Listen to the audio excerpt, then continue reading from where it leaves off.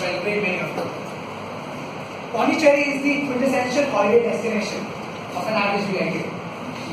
It is safe to assume that every VIP will at least go to Pondi twice in their 4 years of college life. Well, I wasn't lucky enough to make my maiden trip to Pondi until my final semester. That is in last January. Now, from what I learned from my peers and friends, the images that it evoked in me were of booze, beaches, witches, and there are some stitches. Stitches from an accident, which I'll mention later.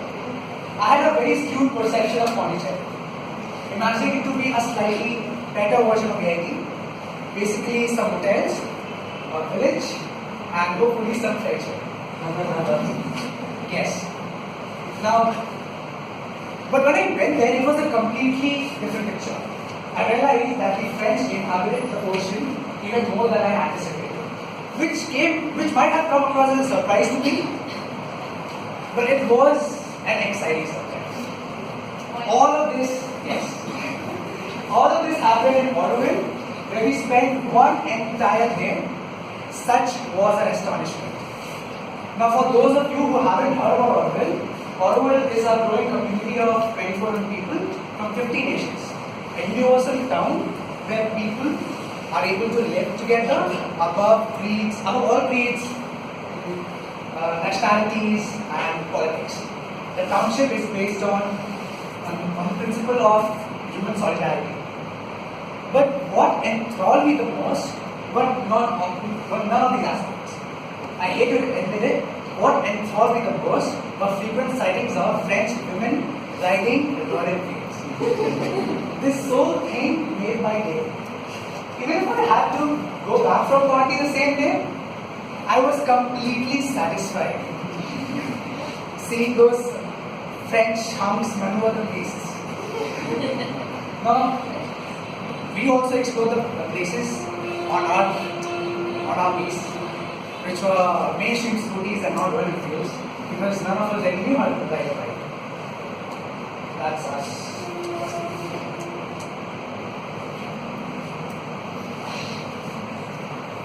The cherry is important. Now, which brought us to Roma's kitchen for lunch. The name sounds quite lavish, but at the end of the day, it was a proper shack. A proper road shack. We did get a feeling that we reached a hut, but thankfully it was a hut with food.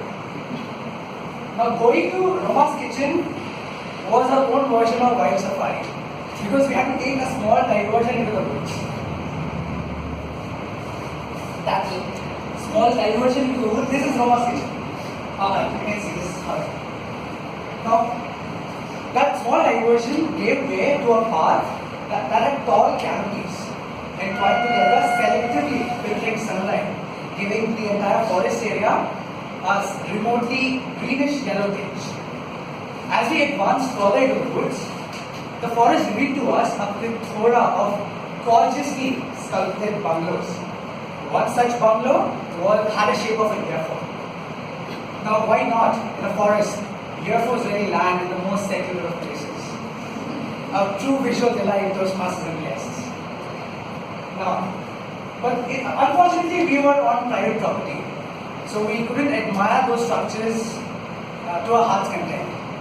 But what we didn't fail to admire was the sumptuous food at Roma's.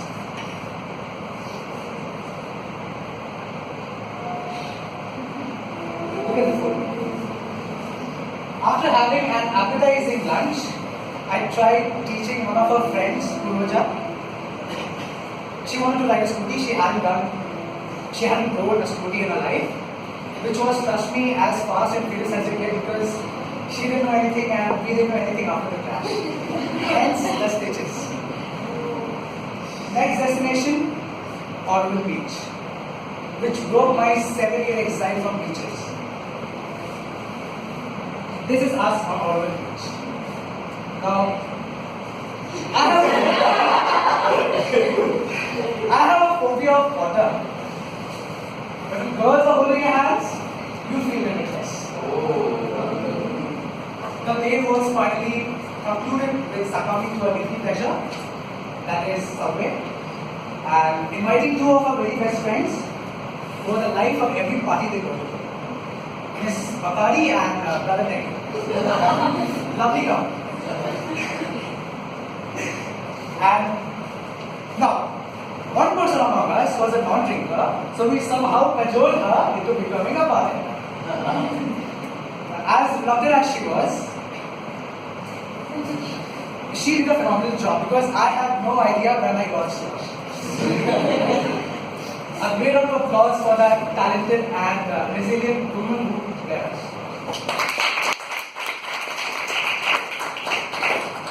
Day 2, Rise and Shine.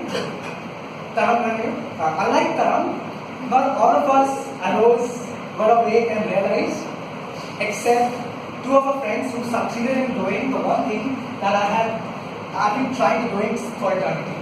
Waking up at 6 in the morning. But that time, the rest of us were asked that selfish duo was back and boasting about their experience of witnessing the sunrise of Rocky Beach. My only regret in my entire trip of one. In the afternoon, we took a ferry, that's a ferry, to Paradise Beach. This is the Paradise Beach after taking a break. Again, my friend Yash from civil engineering background showed his civil engineering skills by being very good at building civil engineering building sandcastles. Sorry for that, please down. He built those sandcastles for one full hour. Who builds sandcastles for 1 hour? No wonder he is an 8.99. We came back at 10:30 p.m. only to find that all the pubs and restaurants were closed. But so we finally had dinner after midnight at La Cafe, which is open 24/7. Third and the last day, we went restaurant hopping for lunch. Toastmaster Abdulaziz never satisfied with it. Soon after that, we hit the bookstores. Yes, we went to Pondy and hit the freaking bookstore. We covered every spectrum that Pondy had to offer, even the quirky ones. Now I checked something else off my list. That is getting a gift from my girlfriend this Valentine's. Because she'll stay as long as I have a gift.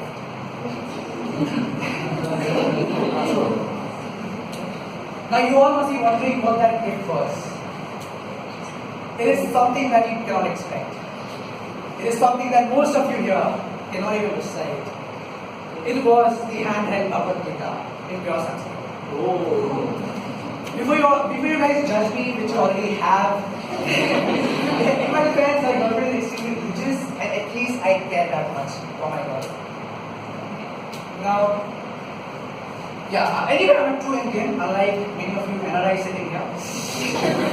Even after I went to Pondicherry, where we sit the most, I took some pains to buy a puppet. To summarize our trip was enchanting, a bit depressing when I missed the sunrise, and if Pondicherry were a woman and I was single, I would have definitely lost it over the